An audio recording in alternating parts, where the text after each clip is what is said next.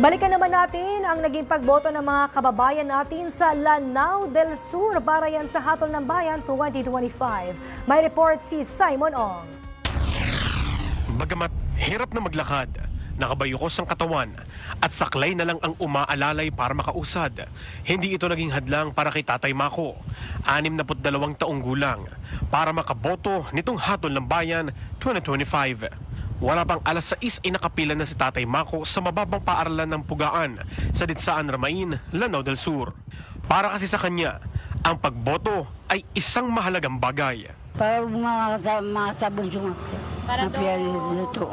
Kaagapay ni Tatay Mako sa pagpunta sa voting precinct ang kanyang pamangkin na si Pindatun, na kalong-kalong naman ang kanyang anak. Kung sasamuhin, 2 ang inaalalayan ni Pindatun sa pagpunta at paglabas ng paaralan. Pero aniya, hindi naging mahirap ang kanilang pagboto. Ito'y sa tulong na rin ng mga pulis, militar, tauhan ng COMELEC, lokal na otoridad at ilang kinatawan ng bawat partidong naroroon para pagaanin ang kanilang pagboto.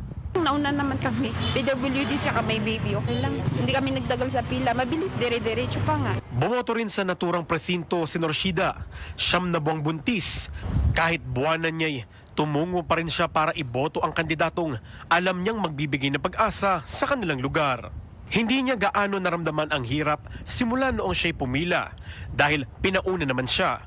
Mayroong umaalalay sa kanya hanggang sa paglabas ng eskwelahan. Ilan lamang sila sa mga residente ng Lanao del Sur na tumungo talaga sa kanilang mga presinto para hatulan ang mga kandidatong alam nilang hindi lang makakapagpabago ng kanilang buhay, kundi magbibigay ng pag-asa sa unti-unti nilang pagbangon tungo sa mas maunlad na kinabukasan ng lalawigan. Para sa totoong balita sa Bagong Pilipinas, Simon Ong, Congress News.